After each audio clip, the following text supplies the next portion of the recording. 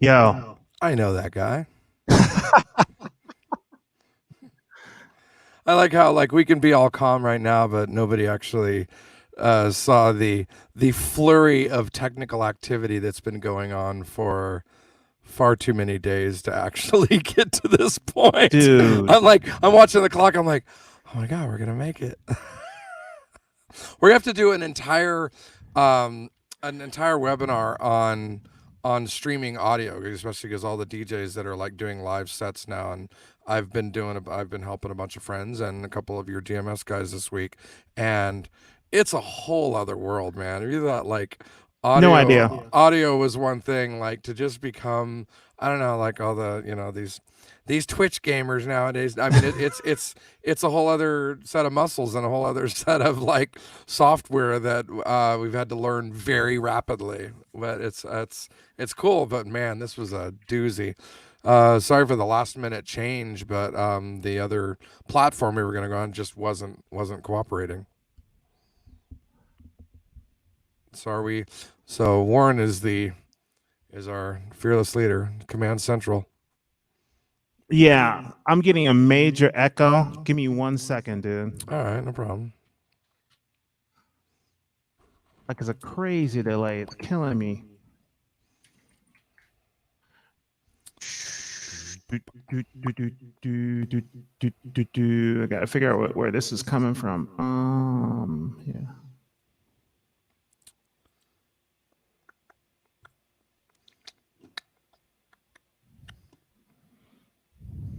But we're live, right? We're definitely live. All right. Hi, everyone. Let's see. Hold on. Boom, boom, boom, boom. Yeah, the amount of tech to try to figure this out. Old TV thing is oh, hi, I didn't see you there.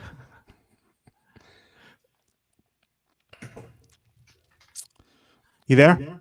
I'm here. I've been here, so I can hear you just fine. Okay, I'm just gonna go with that.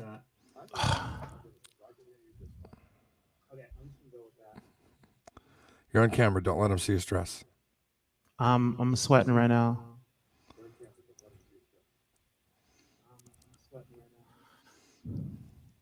I'm almost got it. Hold on, guys. All right.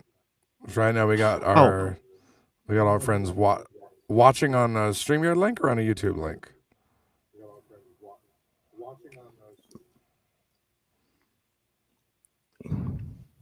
Can you hear me now? I've got you. Yeah. Now it's going to be like those the news reporters that will cut away to somebody and then there's that delay and they're like, and the storm was really bad. I figured it out. I'm good. Okay, we're good now. All right. So, start things off, guys. So this is basically just going to be a Q&A of Facebook. No, excuse me. Of how to stream on Facebook and YouTube. No, There's going to be a Q&A on Ableton, and we're going to keep it real simple. If you guys have some questions that you've always wanted to ask, just type them into the YouTube stream or the Facebook on the side where the comments are. That's the easiest way we can do this. We're still expecting a few more people to jump on this. Again, sorry for the switch up at the last minute, but the other one, the tech was just it was just horrible. We spent like 3 days on that, Chris, right? Yes, it was Easy Talk, and they should change their name to Complicated Shenanigans Talk. Okay. Sorry. Okay. And I've also got so I've got a couple things up today because everyone is at a different level, everyone's at a different range. So I basically loaded a couple of sessions that I have, but I have both Ableton and Logic things open up, and they're both remixes or just whatever, just any kind of tech stuff. The whole purpose of this, besides Warren and Kevin and everyone, all the DMS people loving the DMS crew so much, obviously we're all stuck here. So, Warren and I have been just kind of taking the mentality of like, well, let's come out of this better than we went into it. So if we have downtime, for forced downtime, it's very hard to take breaks sometimes. So why not, if you're forced into it, just pick up something interesting along the way that sharpens your skills. So you're better on the other side. So let's go ahead and show, what do you have? You have the J-Lo and the Madonna, right? Yeah, so I have two different sessions that I just have open to look at routing, just to have something. So let me share my screen with you. It's gonna get all feedbacky for a minute. All right, you got my screen? Yes, adding it right now. All right, cool. So I've got an Ableton session up of a remix that I just recently did for Madonna, I Don't Search, I Find, which is a song off her most recent album. And actually this is this was her 50th #1 on the Billboard dance chart. So it was kind of cool. And I've been fortunate enough, this is probably like the 5th or 6th time I've got to do a Madonna mix. So that was always, she was always like the artist. Like when I got into the game, she was always like the pinnacle. So it's still very cool. And then that was something that I created and was finished in Ableton. But then I also have another session that I did recently for J-Lo, which was also #1 on Billboard. And the kind of cool thing about this is they literally were back to back. Like Madonna was #1, and when J-Lo was 2, and then J-Lo went #1 and knocked her out on #1. So I felt it kind of appropriate. And I used different programs for each one of these. And sometimes, like when I do that decision, it's sometimes based on either something that the parts came in, or literally just sometimes I just want to change, or sometimes if I'm thinking in like being in a different program sometimes makes you think in a different way. And I think the Madonna track was going to be more deep and straight ahead and kind of like progressive, like more after hours clubby. And then the J-Lo was going to be more a bit more musical because of one of the directives I had to do on the mix. So that's kind of why I chose. And then if I get to a certain point in a mix, then I'll just kind of stay in that program. But I mean, I don't recommend everyone learning every program. I sometimes like to, just because depending on who I'm collaborating with, it makes you more well-rounded. Or if you're with somebody that is only FL Studio, or somebody that's only Ableton, but you happen to use Reaper, or you use like something else, then it limits how you can collaborate. So I like being able to kind of be sharp on a couple of different things.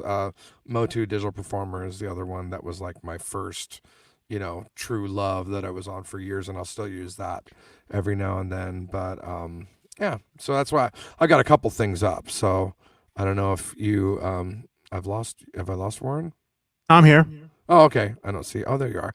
So so I don't know what you want to show, or if people just already want to launch with questions, or what's going on. I think no one's asking any questions yet. You know how it is with schoolroom No one wants to be the first to dance. No one wants to be the first one. So what I was thinking is you could just walk through kind of how we talked about how you built a track, how we talked about that a few months back, about how you build it with the drums, and then you here's bass and here's this, the and kind then of standard setup, which is really kind of, you know, it's funny because like when I'll still look at tutorials and how-tos and things because you never want to stop sharpening your skill set. And it's funny because I think because things are more visible now that a lot of people work in the same mode, you start seeing a lot of the same stuff when you look across, you know, if you're going to look at a whole bunch of different people's tutorials or classes, you'll kind of see some of this out. So like if I go to the Ableton session and real quick, this has something to do with what you just said, but someone has asked a question. Where would you suggest, my man David Wimmers, where would you suggest starting when you start working on a remix? So when you first start working on a remix, what do you usually start? I mean, I know you start with the drums, but like you hear the song and what goes through your head? Yeah, so personally I always start with the vocals because primarily because the projects I get hired for are, you know, there's a lot of pop artists, there's a lot of songs involved, and I think at the core, if you're hired to do a remix or you want to do a remix for a big pop record or a singer, that singer or that label, like the song is number one. The song is like the most important thing. Like if you serve the song and if you've served the performer well, then you'll make somebody really happy and you'll get invited back to other sessions. Plus it tends to be the thing that is the hardest to work on, especially if you get a like say a lower BPM record or a different BPM record that you're trying to make into a house record. If you have like a 126 BPM pop record or house record and you're doing a remix and you're keeping it the same BPM or the same phrasing and just kind of reshaping it, then that's really easy. But if you have 104 BPM pop record and you're trying to turn it into a 128 deep house record, then the first and the hardest thing you have to deal with is dealing with the vocals. Like, how do you get the vocals to work on it? So the first thing I've always done is I've always kind of made like the drum appella, because at the foundation, if the vocal performance is working at a certain tempo and everything is happening at a certain groove, then you can kind of go anywhere else musically. But that's at least where I've always started. So literally it'll be just an acapella or vocal stems and a very, very basic drum kit just to kind of get the ideas out. Now, in the case of actually both of these records, those were really easy because they were both up-tempo records. The Madonna was I forgot where it started, but it's funny. So Mirway was the producer of it, and when I got the master sessions of like all of her parts, and the really funny thing is one of the things they did in her original is sampled some other Madonna stuff. So like the strings in I Don't Search I'll Find are actually the strings from Vogue, but they're pitched down, or no, they're pitched up 2 semitones. And so there's a bunch of little bits. It's like, wait, this is from this and this is from this. And that was just kind of weird. So I think her original is at 122, and then I went to 126. So the stretch itself wasn't that hard. The complicated one on this one was the way that the parts were delivered. They were like the whole thing was just in pieces, and I'm almost wondering if I have the. I'm most afraid to open the project because I've got so many. We were so close getting everything technical, but this is kind of like the hardest part of the process. Is like sometimes it is just literally like, all right, how do I start this thing? All right, do you want to hold on? I don't want to. Open it. Yeah, I'm like, this is working right now, so I don't want to. Yeah, start. I was going to open up the other thing, but I don't want to close. This is like the. Start with the kick on this one. This was the Madonna. Yeah, start with the kick. So basically, what I started was just like the vocals. So on this one, you've got her. I'll just start with the verse because she has the most thing. I found love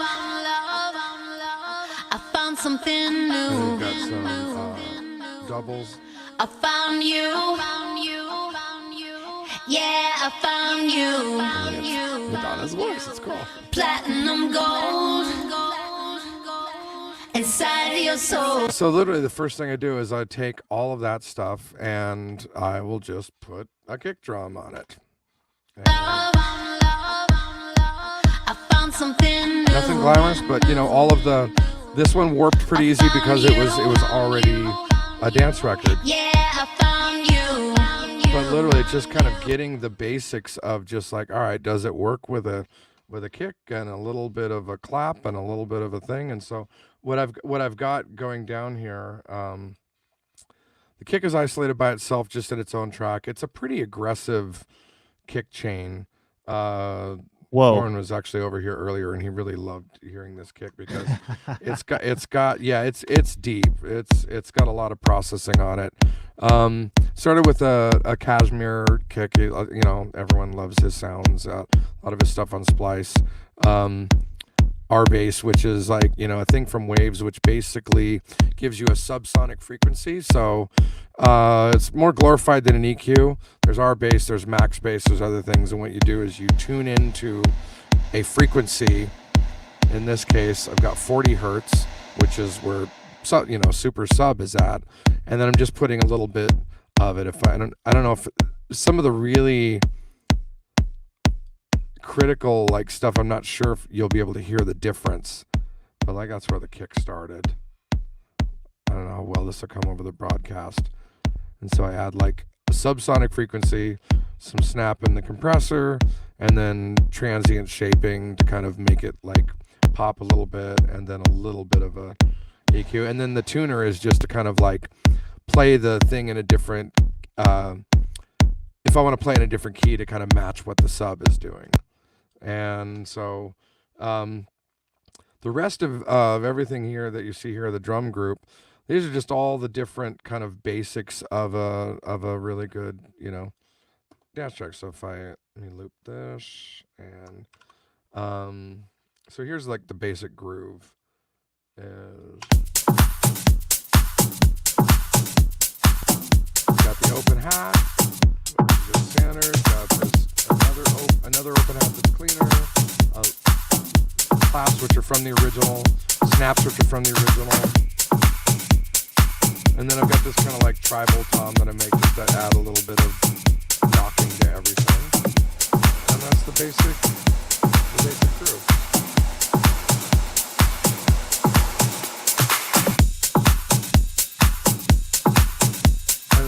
So basically the way I set up all the sessions, I try to be really organized with things, because when you're, you know, like if you look at this one, this is a 41 track session.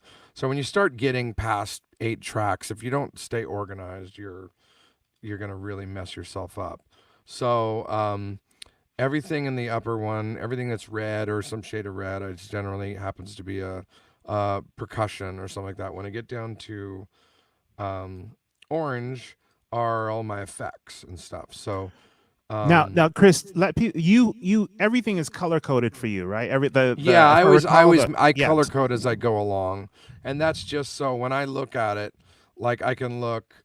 Actually, the one thing that isn't usually my basses are always yellow, but I always organize a session just like I would. Going back to the days of like actual consoles when you'd have like the drums on the left and you would build out everything across the console, and it's just, you know, literally build from the ground up. So everything in red are all the drum parts, and you'll see that there's a kick, but then this drum group opens up to all these other let me close some of this stuff. Come on, it's taking up a lot of real estate. So there's a drum group. Everything here, all this orange stuff, that's going to be all effects, white noise sweepers, you know, stuff like all the fun little bits. And then blue is the sub bass. I've got a couple different basses going on this. So I've got, you know, super sub bass. And then I've got a higher pitched bass that's kind of the note. So be. I think this is a guy. That's a little plucky guitar thing.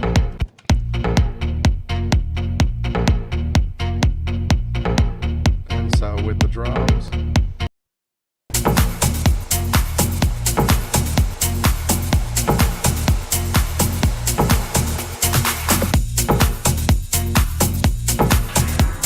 The effects and everything. So like that little moment there.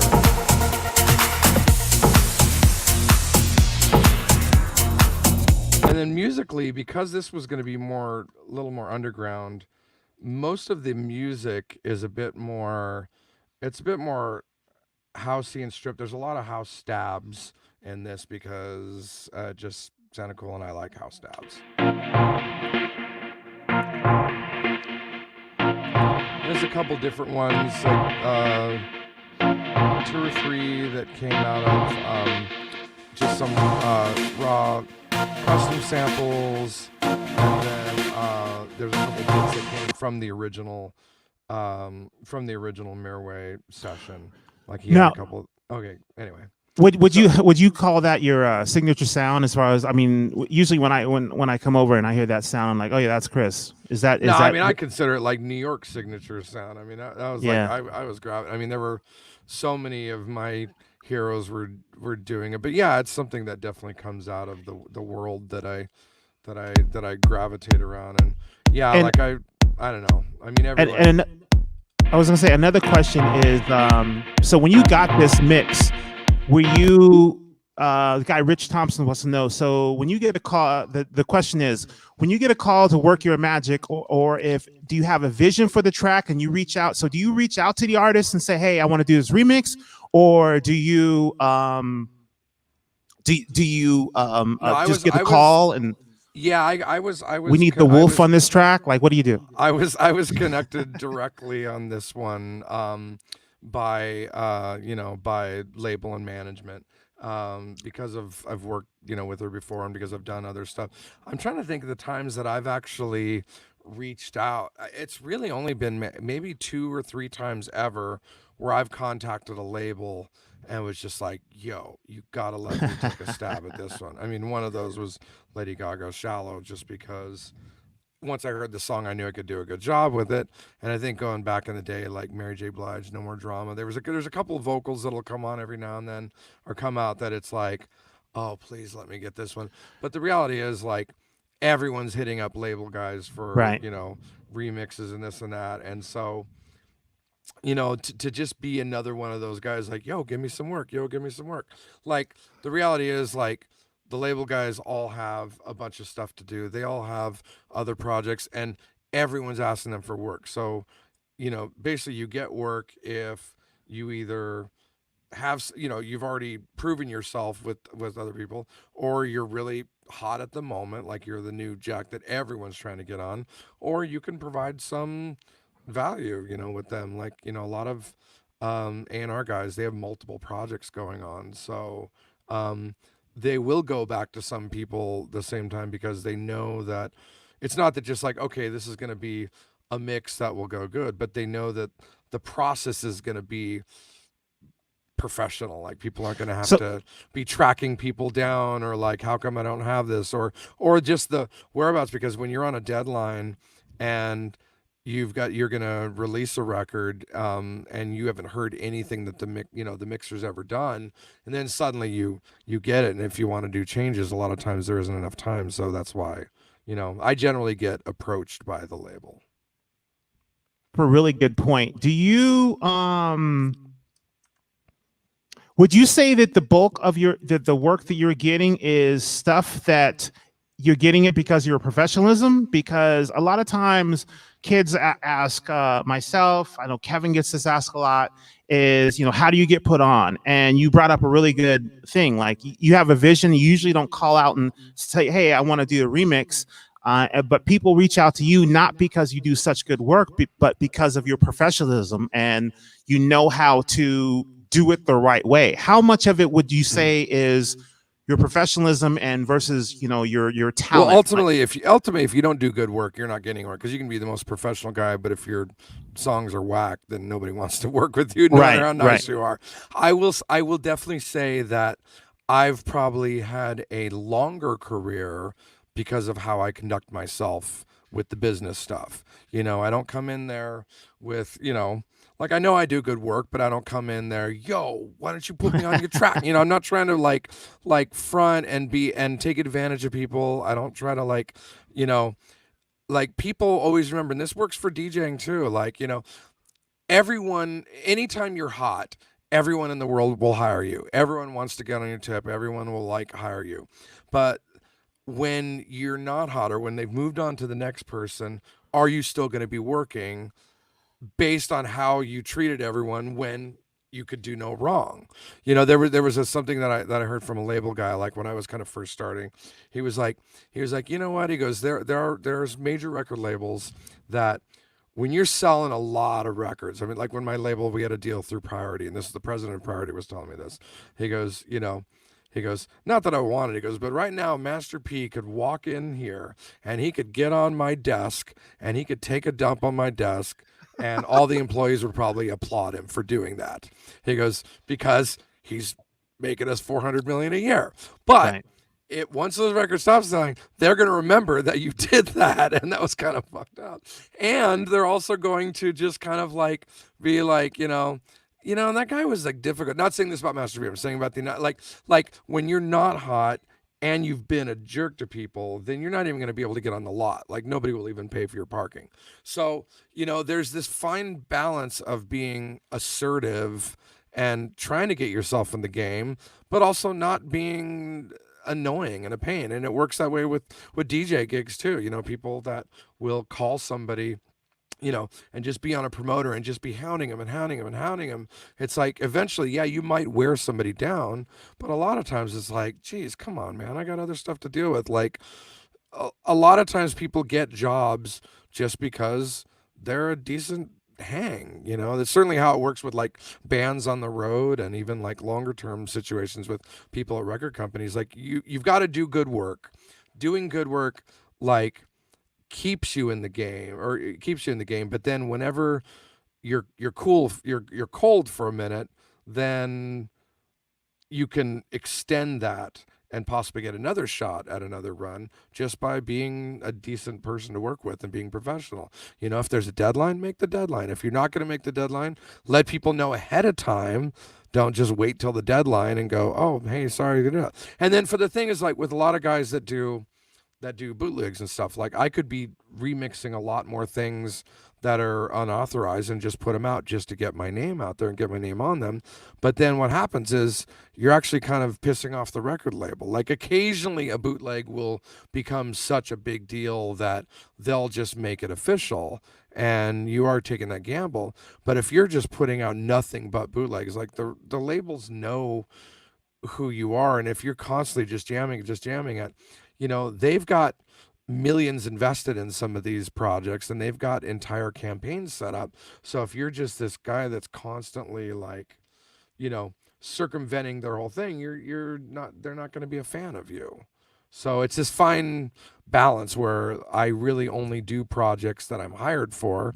Mm-hmm. So my name could be out if I got on more projects, but I'm playing ball and playing with the working with the labels. A couple good questions. I want to stick with the Madonna on this one, but we got a question about my man Vic says, can you explain the processing on the kick, the compression? And then another really good question by William, who was asking, can you play a snippet of the full mix? So I guess they can hear the mix and know what you're referencing. Yeah, of course. Yeah, I guess so. I never did that. So yeah, let's play the mix and be quiet, and then let's talk about, and maybe you can go to it as the mix is playing. Talk about the processing on the kick, the compression. Also, the question continues. Also, I saw a bit of frequency sweeping. Can you explain that? Finally, how do you go about mixing and mastering? Vic's going to take over this whole chat right now. But yeah, so I think we play some of the track, and then you just go through some of that. I'll play the verse, then goes into the chorus that I kind of like chopped up. Actually, I'll just do the second verse here. Peace. Okay.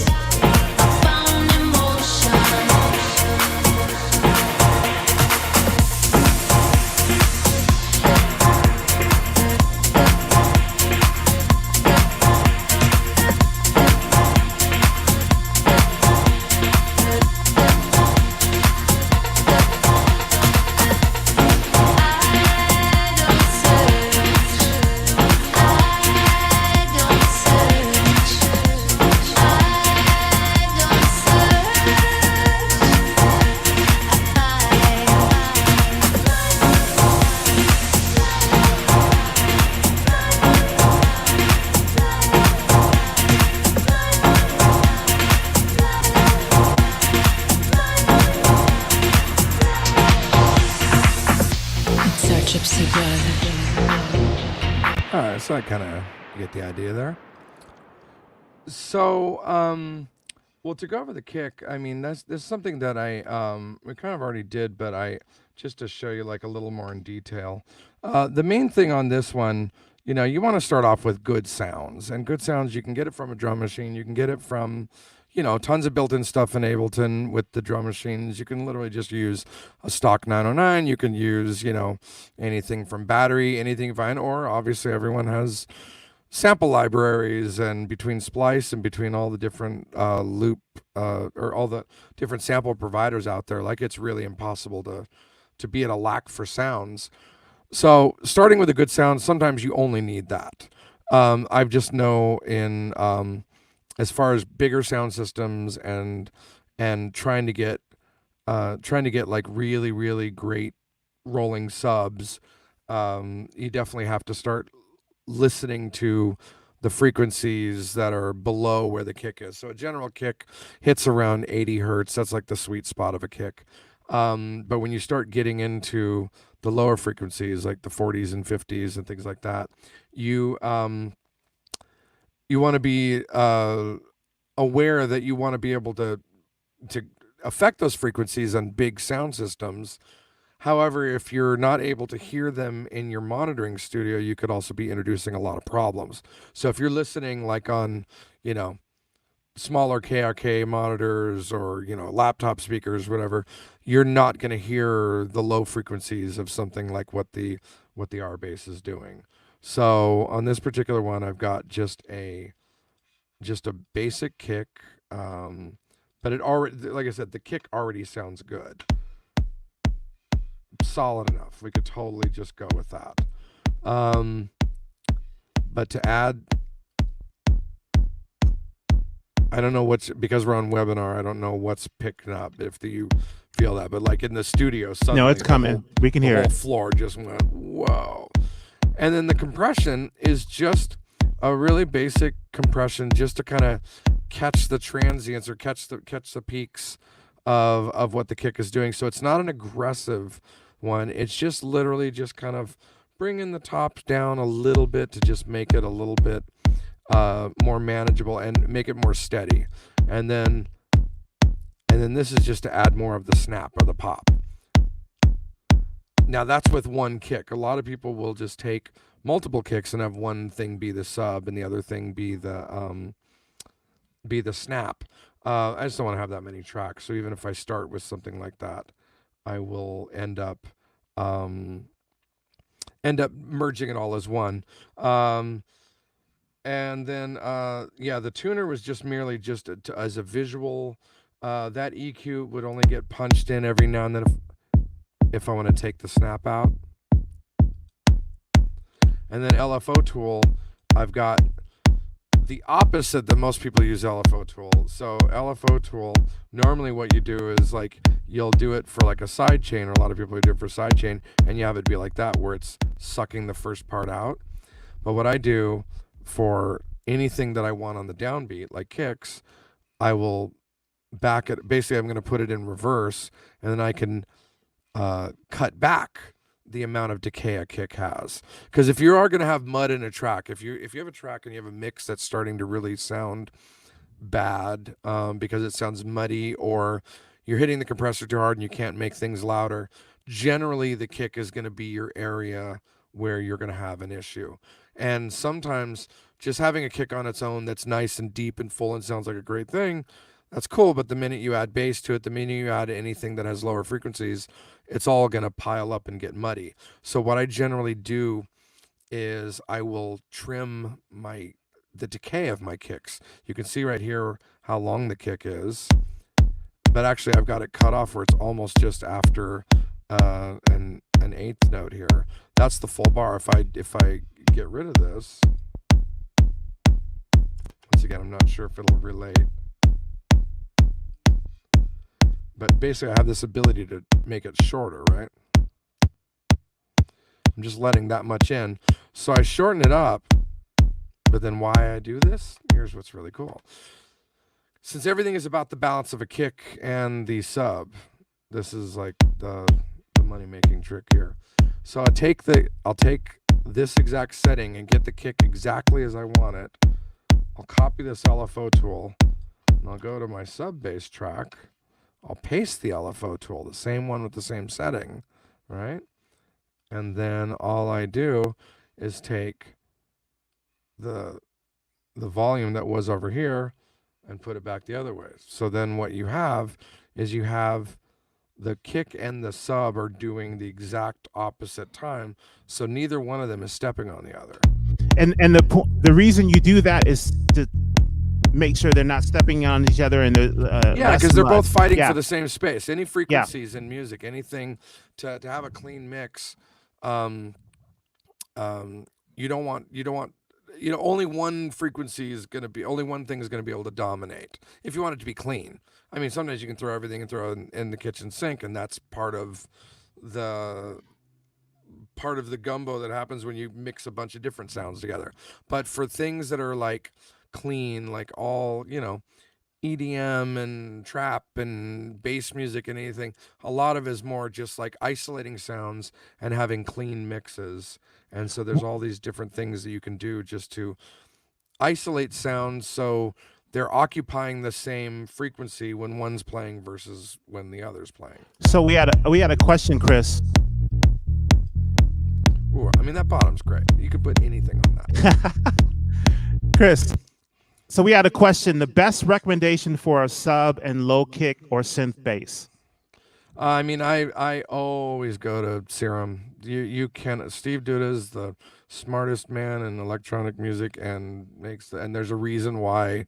There's a reason why this was the product of the decade. Like, it's just the math on it is really clean. I mean, ultimately you can use everything. I've used Nexus. I've used what's the other, Avengers, like a newer one that's really good. I mean, built-in stuff, honestly, you can make amazing subs and amazing things with Operator and Ableton. You can make amazing basses with the built-in things in Logic. There's just, so, because at the end of the day, a simple sub is as simple as, like, you could literally just open up Operator, and that's, their built-in thing, and it already starts with a sine wave. That's already like a super clean sub, and you could literally just default that and have it played low, and you're going to fill those frequencies. And then if you want, put a little saturation or a little overdrive on it, and you're gonna start to. And that way you would get a really clean sound.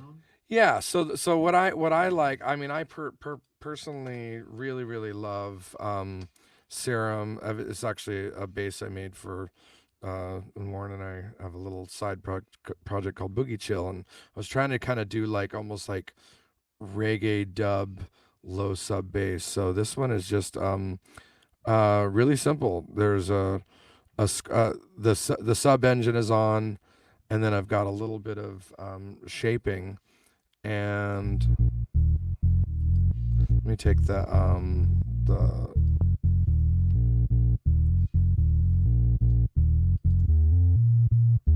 so I've got three different oscillators that are just kind of shaping it, but the main weight is there on the sub thing.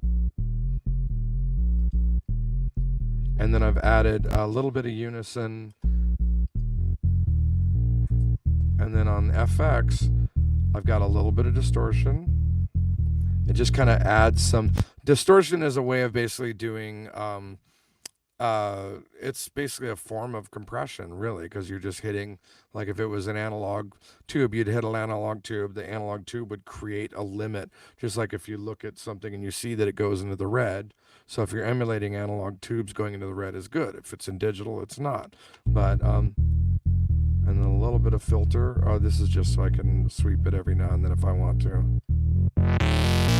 That's actually the sound.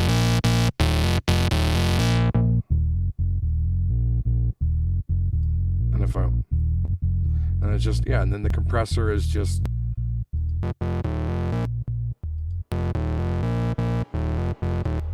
So it's still the sub, but then I've added a bunch of distortion with the harmonics, or I've added a bunch of harmonics with distortion, right?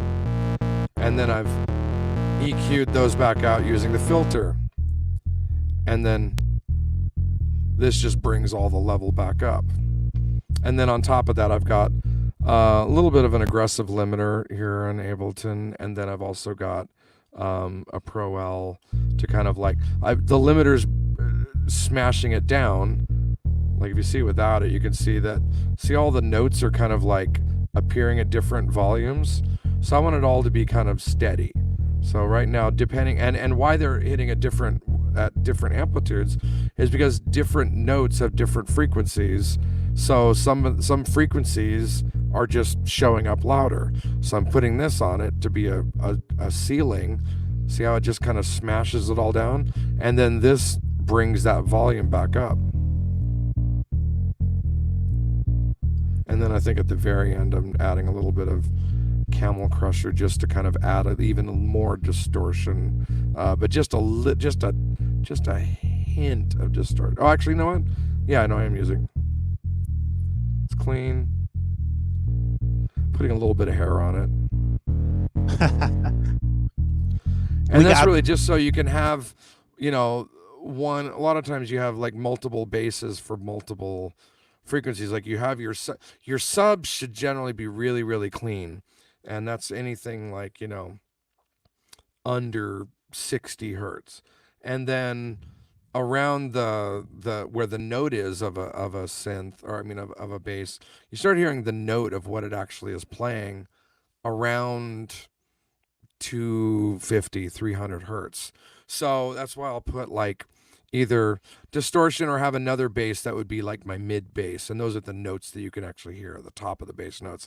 And then sub is just the floor. That's the same sound that you get like when you're outside of a club and you can hear that it's already rocking, or somebody has a booming system in a car and you just are, that's the low frequency with everything else filtered out. And then I'll add something else just to add some note and some weight to it. And that really honestly is the foundation. If you have your kick and your sub together, you can seriously put anything else on it. It doesn't matter, as long as you're not like, those two are the things written in stone. And once you have those clean, then everything else is just like a paint job,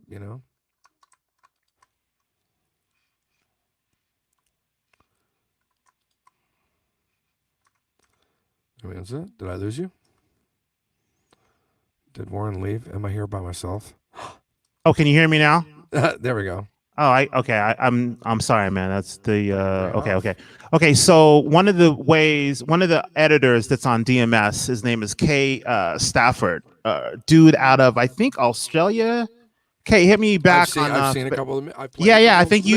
We've shared. Yeah, very good stuff. Yeah, so he was asking about how you avoid the bass lines with the hit of the bass drum, and I think you answered that with the LFO tool that you use, that trick that you pointed out. It's a mixture that you do, because like if you're dealing with something like Melbourne bounce or EDM and all that, usually you don't have the bass line until when the kick is not playing. That's why everything's like all that.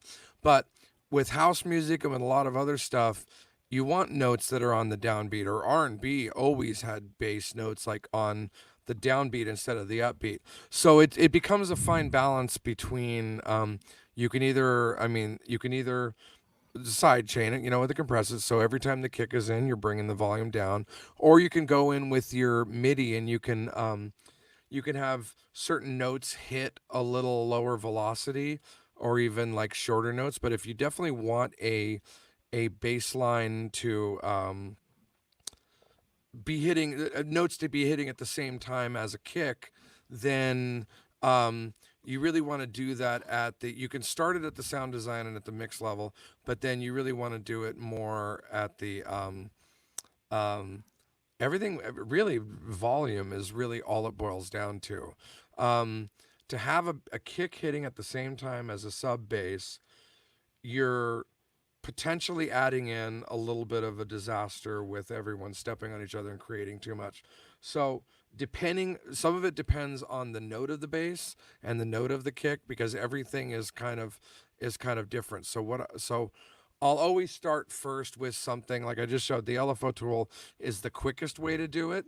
But side chaining is also another way to do it, because I still want to hear a note and a tone on the downbeat if the kick is there.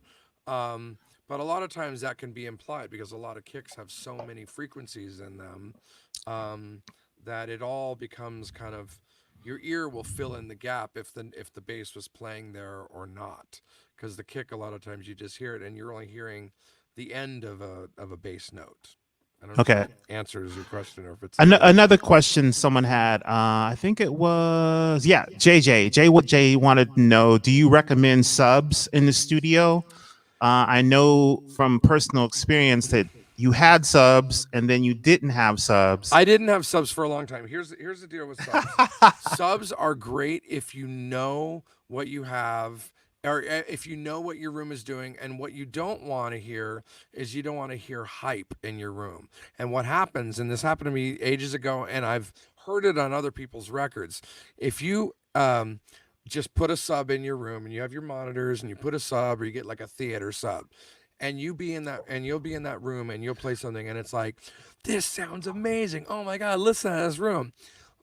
A lot of times what you're hearing is what the room is. You're hearing the speaker, you're hearing the room, but that may not be exactly what's printing to your hard disk or to your mix.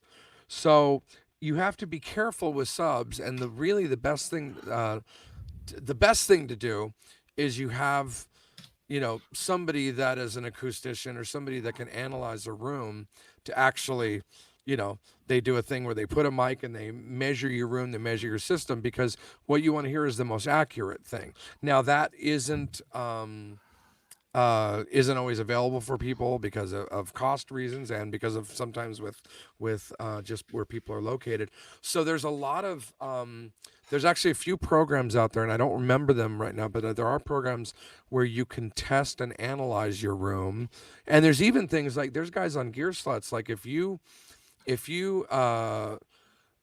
just kind of post and say, hey, I'm trying to find like the best kind of sub that I could get, or sub settings that I could use for my room, and you put up the dimensions of what your room is, there's a lot of people that would actually just help. So the key with the sub, I'll put one in, I lower it to where I don't hear anything, I'll play something that I know it sounds really good, and I'll just barely adjust the sub just up, just so I can actually hear it or I can feel it. It doesn't sound like a club when you walk in my place. It sounds like, because the whole goal is to be more accurate. And I've had a couple of people over that were engineers that I trust more than myself, to just kind of give me another set of ears, because what you don't want is hype. Because what happens basically, if you've got tons of bass in your room and you got tons of sub, you could have something in and you're like, oh my god, this sounds amazing. But because you're hearing the hyped version of your room, whatever's printed will then go to another guy who then plays it in a club, and there's no bottom end at all, because he's not hearing, sub bass frequencies are a thing that's dealing with the physics of the room, and bass notes are actually really, really long. Like certain bass frequencies, like it will take 15 feet or 26 feet to actually finish one cycle of a sine wave at low frequencies. And so if you don't have a space that's big enough to hear that accurately, then it's better to not guess it and just try to hear bass as clean as you can on whatever speakers you are, or monitor on headphones. Like if you have really good headphones, if you have like Sony MDRs, or I've got these really amazing Denon 2000s that they're just, I know they're accurate as hell, so you can hear them on just a double check. In-ears work great for this, where you can hear. What you don't want to do is you don't want to have overhyped bottom end, because that will completely not translate when it gets sent to somebody else. Okay, another question. And thanks for that, by the way. And so a couple people, Kid Keone had said he uses Sonar Works reference, or Sonar Works as a reference. That's what Oh you're saying? I think that's one of the ones. Yeah, I forgot the Yeah. names, but there's a couple things out there where they can actually, like, there's one where you can buy, and it comes with a mic and it's a testing kit, and you put it in the middle of your room and it runs pink noise and white noise, and it shows you the accuracy of what your room is, and then you can make decisions based on that. Craig on Facebook was saying, I always compose at -6 dB on the master. Is there a ballpark range for certain instruments? Usually right in ? Like kick at -12 and so on. Then adjust from there. My low end always gives me trouble. Okay, so that you're mixing shooting for -6 is definitely the way to go, and there's no dead set thing for any instrument, because every single situation is different. Like every patch plays a little bit different, every sample plays a bit different. I know, like, one of Morgan Page's like tricks, which is a really good one, like he'll start a session off and the first thing he does is take every fader and go down to -9, because you're always going to start stacking things in and you're always going to be hitting the master. I've seen countless time guys where they'll be working on a mix and their master on Ableton, like so if we're going to screen, if we go to this screen, if you look at the master here, like there'll be guys that will be like down here, like where their master is like at -12 or never 18. That is a no. You do not do that. This is God. This is God. You leave your monitor, you leave your master at 0. You don't monitor through it. You don't do anything. You leave that there. And if you're hitting red over here, then whatever you're bringing into the mix, lower it down over here. Just like, because this is the ultimate end of the day. This is the, think of your master as like the sound guy at the club or at the rave, who's just a real jackass to work with. And if you send everything through your Pioneer mixer and it's hitting red, he's just going to turn you down anyway. Like, this is the law. So always mix to where you're hitting before any final compression. Like, I have a little bit of compression on this master, but I'm also I master after I mix down everything. I master in another program, because some of the mastering stuff I use are much more processor intensive plugins. So I don't master in the chain. I get a good clean signal. It's sometimes hitting at 0, but if you aim to keep your master at 0, but once you have all your parts in, honestly, -12, -6. When you first start building a mix, if the kick's going to be the first thing you do, I mean, look over here. My kick is at -9. So my kick, if I just isolate it, this was like first tracks I was making. It's at -9, and look over here. Look at negative. Zoom in on that, Chris. 4.3. So right now with my kick at -9, that's at -4.3. Which is great.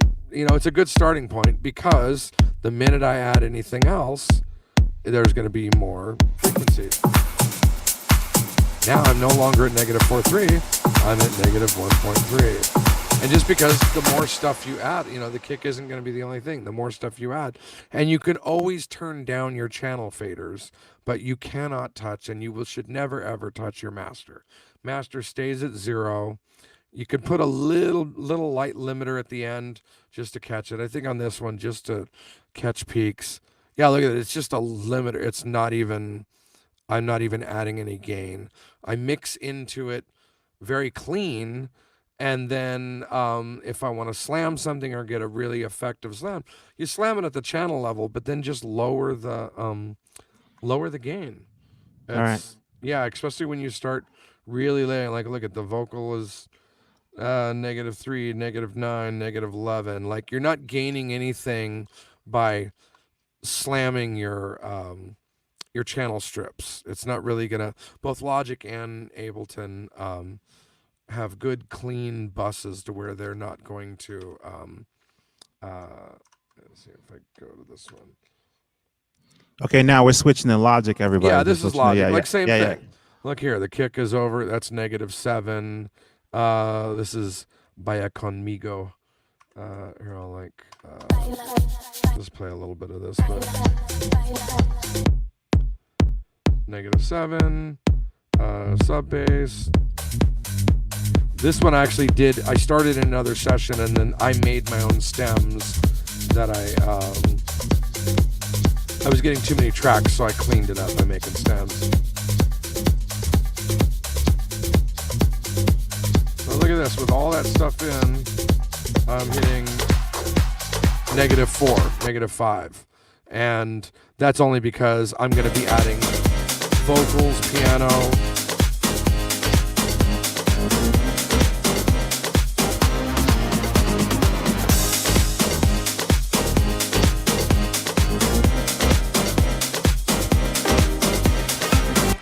So, oh yeah, I guess this is. I'll just give you a little taste of this one. Here's the chorus.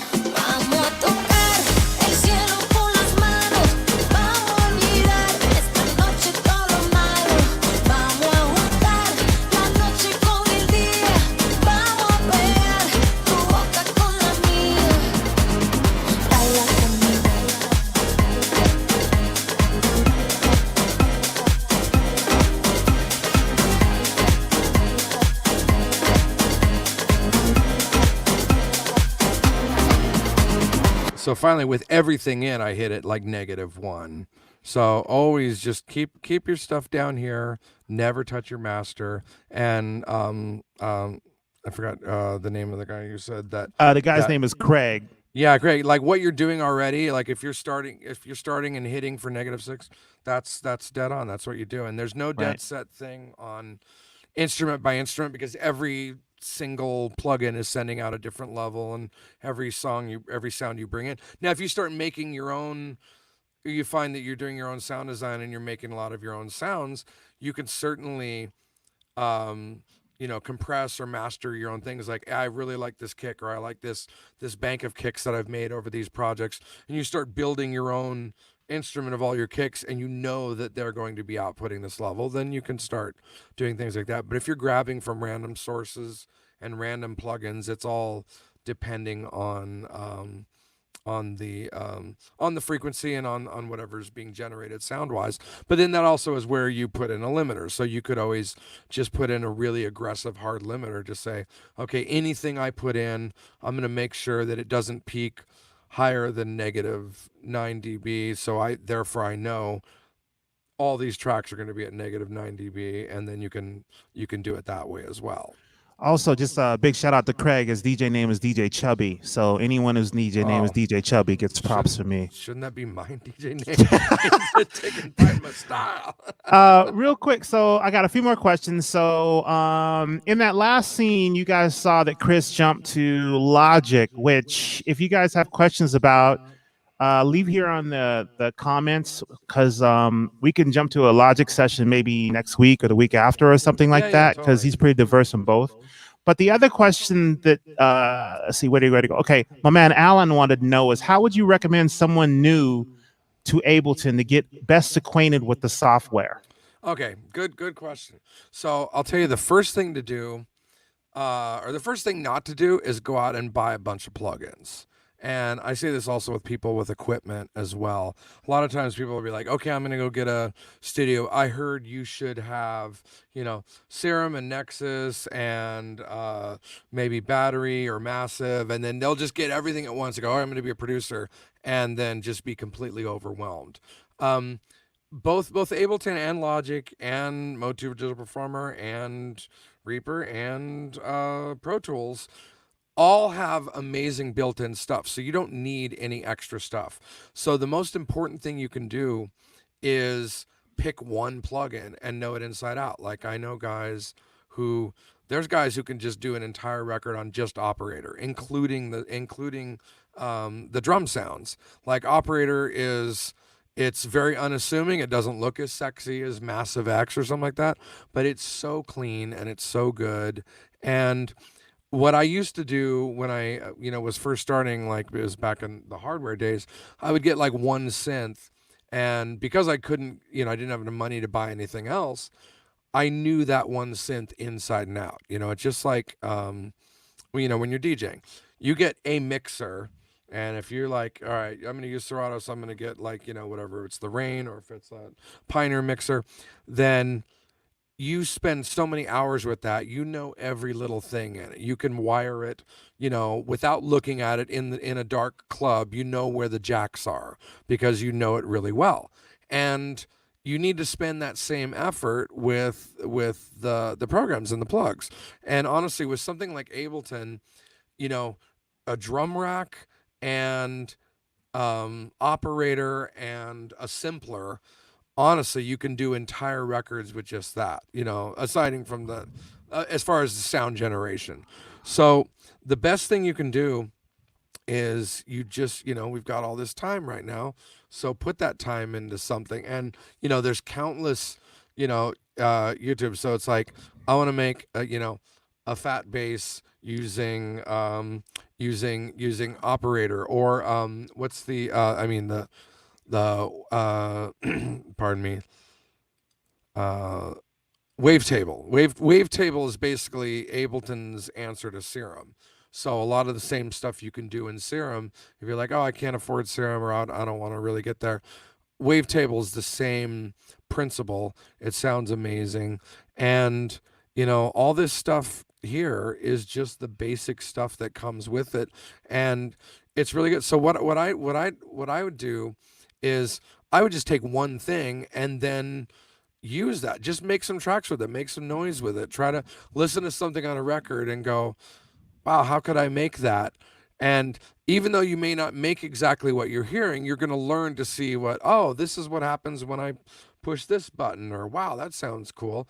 And another thing that I still do, but I used to do it a lot more, but when I wouldn't have work or when I was kind of burnt out on something, I would spend entire days just doing sound design. So I would say, all right, I'm gonna spend, a day or two, and I'm just gonna work on tension or analog. All right. So and I think we all have enough time right now to do something. We got nothing but time. Yeah. If you don't come out of this better, then you're not even trying. So something like analog. I never use analog. I know it's there. What the heck is this? Oh, okay. That's a very big analog synthesizer. Oh, I know these. That's a Canadian company that makes really good sounding stuff. So I look at this and it's like, all right, what the heck do I do with this? Well, then I would go to YouTube and go Ableton analog, how to start, and know what all of these things are. Because then what happens is, like, if you learn something like this, it's the same principle with other synths, because everyone's kind of doing the same thing. Like there's an oscillator, there's a filter, there's an amplifier, there's another oscillator, there's another filter, there's another amp. Okay, you're going to see that same stuff in Serum. You're going to see that same stuff in Silent. You're going to see it in Massive. It's the same principle as the synthesis. So we can see, okay, I have an oscillator. There's what kind of wave form I can use with it. There's a filter. There's what pitch it's going to be. So with this one plugin, I can already tell I could make a really sick bass. I could make a mid bass. I could make a pad. I could make a lead synth. And all of the principles on this would apply to any other synthesizer. They're just different. A synthesizer is just basically, it's all the same principles of synthesis, but it's using a slightly different, basically slightly different math in the digital thing. Like Serum has different math used than something like Silent. So it's really, so spend time and just go, okay, I want to see what these do, spend some time with it, because then once then when you're working on something later on, you're like, oh wait, there's that one trick. Or if you're messing around with you're like, well, I can't use this for this, but I really like what it is, then you save it as a sound and name it. So I've got, like, in my user library, I've got like a ton of different things that entire channel strips that I will make while I'm working on something. And I go, okay, there's a thing. I did a Jason Derulo thing. Okay, I remember really liking what I did with this extra vocal bit. So let me put that on there. And then I'll just save things that will then become part of my, it's like your weapon tracks when you're DJing. It's like, I know this thing always works. This Fat Man Scuba thing is always going to work. So I just have it on standby in case I'm ever anything. Well, I can do the same thing if I ever need like a weapon delay. I know I can just go here to this, and I've got like, what's my kind of standard thing? Oh, there we go. There's my German delay, and there's my echo filter delay, and then here's the one that I did for Rhiannon on my album that I really like, this effect that I made. So these are like delay presets that I'll make during other sessions and just save those, or just spend a time where it's like, all right, I want to work on something. I don't know what I'm going to work on. So now I'm going to, spend the time to learn something I don't know about, because anything with production, anything with programs, any of this stuff, you treat it like a language. The only way that you learn more and the only way you get deeper is just by immersing yourself in it and doing it over and over and over. And just like language, it's repetition. You'll learn one word and then want to use that word all the time. If you go to another country and you want to say, where's the bathroom? Well, you learn that, but then you just learn that. And then you go, okay, now I'm hungry. How do I learn how to go? Where's the restaurant? And then you just learn each word. So every day I'm sitting down, like I've been doing this for a long time. I still learn stuff all the time, but a lot of it will just be like, if I keep hearing about a thing, or like if I hear about a sound, like, when Skrillex, blew up and everyone was like, how do you make those big sounds? And it's like, I, like everyone else, wanted to go, how do you do that? So I sat in front of a computer with FM7 or FM8 at the time and was like, how does he make this? I've never even opened this plugin before.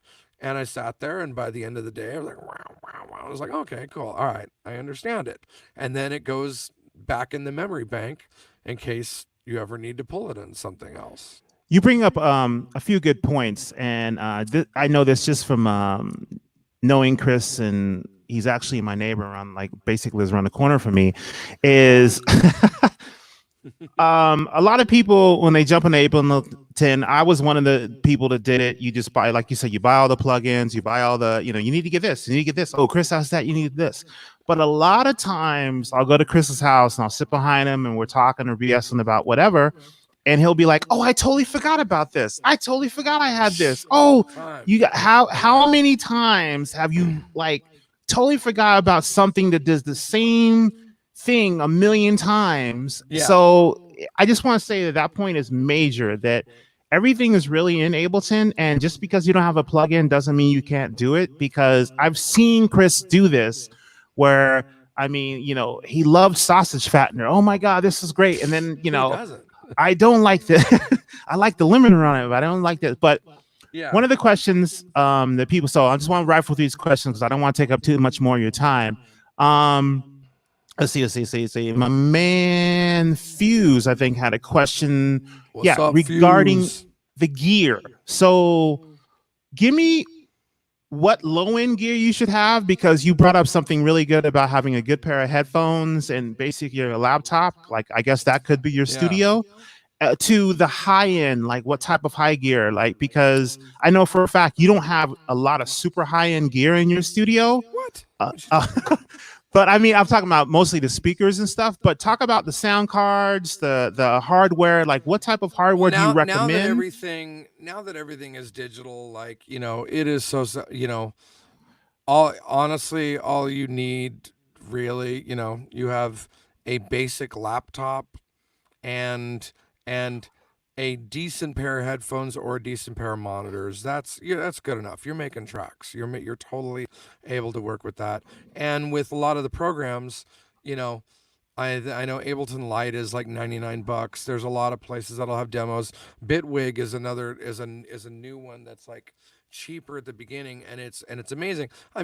Honestly, GarageBand, if you have a Mac and you have GarageBand, you have a sequencer, you have a way to make tracks. People like to diss on it all the time, but the fact is, like, the sound engine and the sounds of GarageBand are all Logic stuff, but put in kind of a more simple wrapper. So you can literally start to build things on a program that comes free if you have a Mac computer. I mean, if you have, a PC, like everything out there, you just get a basic one. I always tell people if they're getting equipment or if they're getting a software thing, there's the ones that you'll read about and you can totally analyze yourself to death, and get what your friends have. Get what, Warren knows that, like, he can hit me up at like 1 a.m. It's like, dude, I've been trying to do this one thing. How do I do this again? Nowadays you can look up anything. So you really have like tech work all the time, but it's really exciting when a couple of friends are using the same thing, or you've got like a group of your extended friends, because then you all learn something different and you all feed off of each other. And any people that are really, really skilled at something, everyone does things slightly different. So the basic level, you have a computer, and really invest in good headphones. Try not to use like cheap earbuds if you need to, just for reference, but for really good mixing. I mean, honestly, my go-to guys for years and years, and I always have a pair of these sitting around. They're so old school now, but the Sony MDR 7506, these guys right here, they're the most accurate thing that you could ever use for studio reference. Every record I did for probably 15 years, it wasn't a record until it went through these. Now, actually, I'll use the Bose Quiet Comfort, the same ones that I'll like fly with, because the Bose headphones sound amazing, but I always use a cord. I'm not a fan of Beats. Sorry. Love Dr. Dre. Don't like his headphones. The main thing is you don't want to have something colored where it sounds like overhyped. You want really something that's really clean, so it's accurate. Or you want to know it, the speakers or the headphones, so well that you know what something sounds like. That's another critical thing. So if you know that, hey, when I play this track in the car and in the club and whatever, it sounds really good, so I know how it is in these. And if I play my track and it sounds as good as that, then that's cool too. Nice. So it's really, low end is, grab a piece of software. I'm a firm believer, if you're making money with something, buy it. I know you can just like go on a torrent and rip whatever you want, and that's cool to try things out. I don't think, most companies have, have trial versions of stuff, but sometimes it doesn't work long enough. I'm not an advocate of like, get all the cracks you can. But, the general rule of them, if you have to ever make money of something, make sure that you're paying something back. Like, I happily buy all of Steve Duda's stuff because it's his company. He makes it. He deserves money because I've made money off of his stuff. If you're just learning something, try it out. And I think all of as we already stated earlier, all of the programs have enough built-in stuff where you don't need anything else. Moving up the ladder, I mean, there's no stopping. On the higher end, monitor wise, I mean, in the studio here, there are Adams. I love Adams. I love Focals. I love Dynaudios. I love Barefoot. Those are all like the way higher end, and some of those can be incredibly expensive.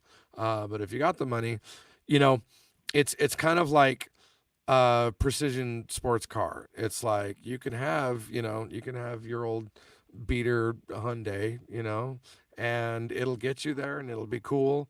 And you can have a Maybach, and that will also get you there. And it's also very cool.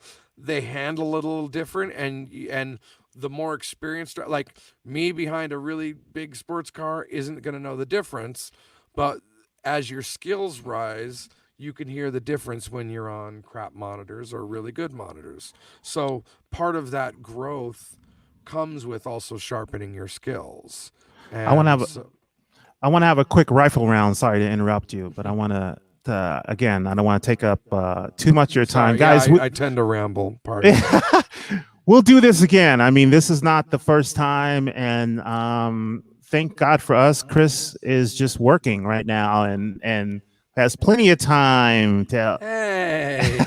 So I mean, rifle round. I honestly like I'm sorry to anyone, like this is creating, huge problems. And two things that I've been telling everyone is like, stay out of the news, catch a little bit, but you don't need to catch. It's just none of it's Right. good, and you can't. What's do the thing anything you about it. told me? It's like they repeat the same stuff over and over. Once you see like you'll 5 get minutes up in of the it, morning when people will start to watch. They'll start to like, and the news at 7 or whatever, or even in the afternoon, they'll play something, and then when you start seeing the same story again and again, Yes. you're like, oh, and further development's like, well, you've already seen it. Now they're repeating, so Yeah. just go away now. You already got the news. Like Yeah, you're right. not. They're just looking for something to kill time with.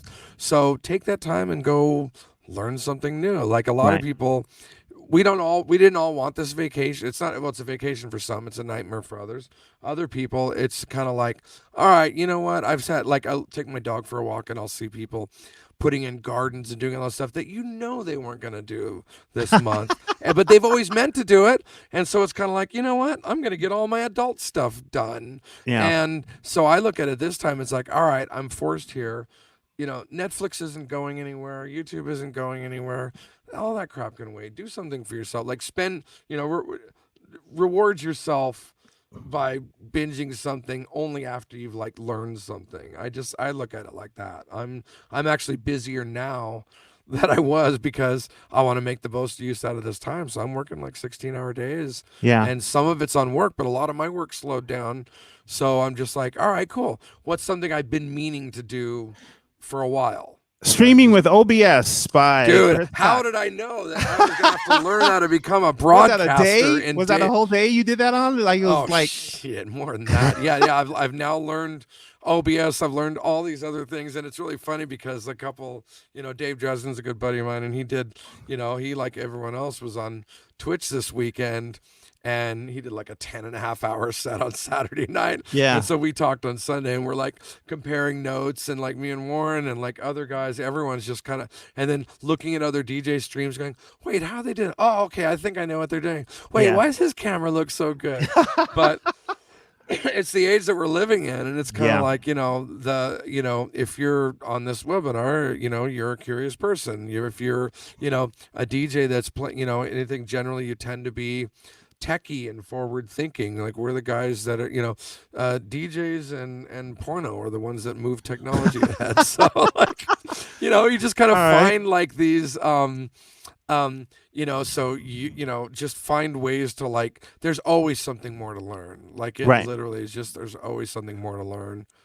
Well, okay, so a quick wrap around. I want to let you get back to what you're doing, which was OBS stuff. But anyway,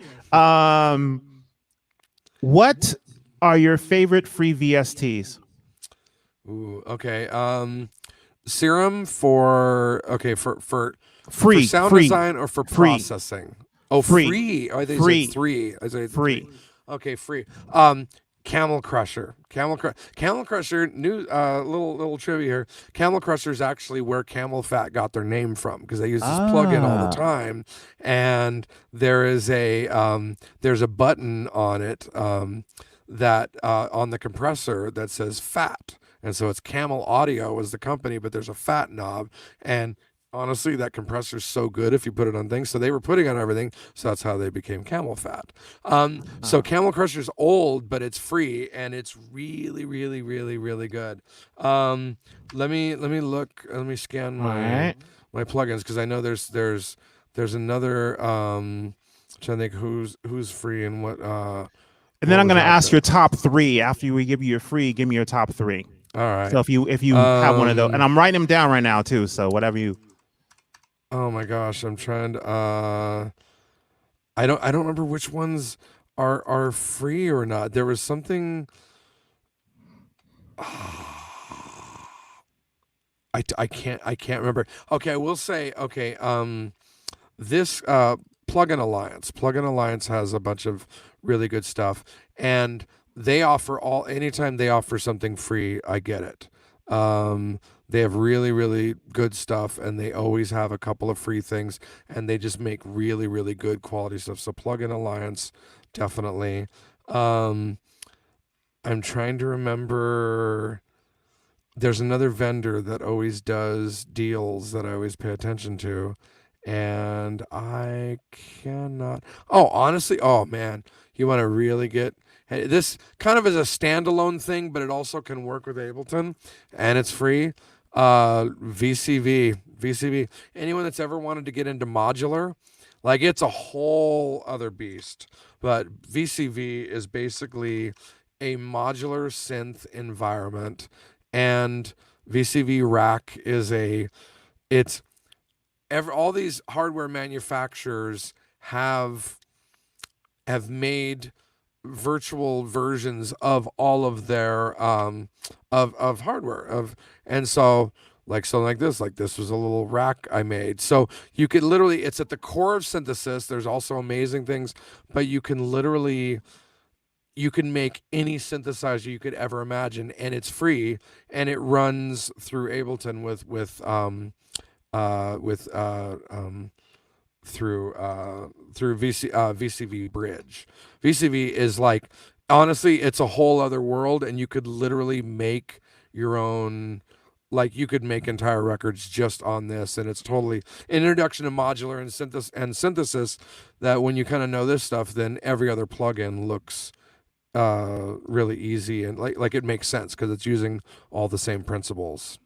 Okay, what about your top 3 favorite plugins? I'll give you 5 because I know you have a shit ton of plug. Okay, okay, you know what? Your favorite synth? I mean, in the past, for the past years, it's got to be Serum. Serum is just okay. It's just you can't go wrong. It's really good. I know Nexus is a lot of everyone's favorites. It's very good for when you're like, I need a sound that sounds like something on a record now. I don't want to like spend time anything. So it's really good. It's good for some inspiration if you're like, I don't know what I want to do, but I know it's good. What was the other guy?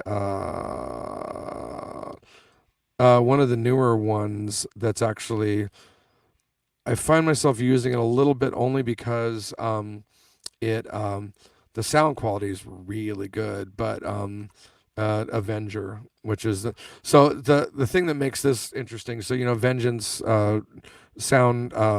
Vengeance sound packs that have had the whole EDM movement is really because of Vengeance sounds. They finally made a synth, and it's really nice. The sound quality is amazing. It's a little costly. They have sample packs that you can get to expand it, but it's kind of like Nexus in that it's more a rompler and not actual synthesis, where something like Serum or Silent, those are massive, are actually synthesis. But this is more a rompler. But once again, the sounds are great just because the company has for years they make amazing sound libraries. So for synths, that good. For something that I want to emulate proper analog stuff, and I want like a really, really, really good sounding analog, Yuhi Diva, if you like things like Roland 106s, things like that. The only thing about this one is definitely it sounds amazing. Like it is just it sounds like analog, but it's just it's very processor intensive, so you can really get a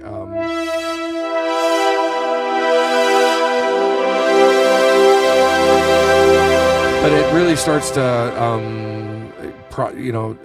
chew on your processor when you get it like on good but and there's another one that I'm remembering, somebody else that I'm really got. I mean, honestly, all the Native Instruments stuff, like they just have so many great things. I have Complete, and I forget, that's another one I forget about, because when I use their stuff, I love them. They sound great. Massive X is amazing. So Massive X is also, dubstep and all that stuff was built out of Massive X is kind of, I think, their answer to Serum. But some of the other stuff on Native Instruments, it always sounds good. So I don't know. There's never a lack of like stuff to inspire you and like really good sounds out there. Let me Let me go through these questions real quick. Okay, I got a question about compressing. This will be the last question. Coming from Phrase, and big shout out to Phrase, who was on the live stream on Saturday, yes. DJing with thankfully the only cute girl of the day. God bless you. It's like, yeah, he's got a go-go girl. I want a go-go girl. Yeah, she was awesome, by the way. Yeah. How heavily do you compress your sounds? Question mark. Should you be careful to not run something through too many compressors? Question mark. How do you find that perfect level of compressed / limited, but not too squished sounds? So I fought compression for a long time because I personally don't like the sound of heavy compression, especially when you get once everyone started sidechaining. And I look at the ground zero for sidechaining was Daft Punk One More Time. That's when the whole sucking thing became a thing, and that happened through. I could tell the story of how they achieved that because it's a fun little story that was just an accident, but that became the sound of everything. And when something, I think compression, it's mandatory that it's used, but overcompress depends on the type of instrument you're putting it on, and there's no rule of thumb for using too much of it. And one of the best friends that you can use is the mix knob on a compressor. So if you're in Ableton, like on the glue compressor has a mix knob. If you're in Logic, the main compressor, has a mix knob, and doing a thing that's called parallel compression. So a lot of times what I'll do is I'll get something and really, really compress it to where I really feel like the character of the compression, and then I'll take the mix knob and just back it off some. So you get that, the whole reason you have compression is when you have, a voice that's kind of doing this, and you just want it all to be nice one level. So you take the soft parts and you make them louder, and you take the loud parts and you make them softer. So that's what compression is. And then in dance music, it became the sucking sidechain thing that we all know and love, and I get sick of hearing all the time because I don't think everything needs to be overcompressed. You use compression. I disagree, but go ahead. Yeah, I know you always want to you use compression as a tool to contain a sound, or you can use a compression as a sound to color and be the sound of the compression. So I don't think it's necessary on everything. Like I don't compress pads, I don't compress certain lead things, but certainly compression can make or break a sound. You can also achieve compression through saturation. So I like doing that a lot more on things like basses and leads and things like that. The reason electric guitar, the reason they started overdriving in the 60s was because they started jamming the preamp, which would hit the tube, which would create compression, but it sounded cool because it was gnarly, but now it was louder. And so there's no general rule of thumb. I don't like to really, really over compress the tracks. I'd rather have a clean thing and then kind of squash it. The things I will compress pretty heavy, I won't heavily compress a kick. I want a kick to be nice and full, but other percussion, like making a percussion bus, I might really squash that because then it kind of plays and tucks. And the one thing about compression you can squish things, but you can also use compression to mess with the timing of things. The amount of release, the amount of attack can give like the pull. It can make something swing more depending on how much the compressor kicks back in. So my favorite compressors are actually the ones built into all the big programs. Like I like FabFilter Pro L and Pro C are like the high end ones, and they're great and they're expensive. But the ones that are built in, the glue compressor for Ableton and the just the regular compressor that has all the different model compressors for Logic, they're so good. And I would mess with the mix knob. Really be aggressively compressing things, and then back off the mix knob and see what it sounds all the way clean, all the way compressed, and then just kind of find that happy medium because you still want a sound to breathe and to push, and not everything needs to be squished because it just becomes white noise after a while. Chris, thank you so much. Last question to Absolutely. answer this really, really quick. Logic or Ableton, and why do you prefer the other one? Okay.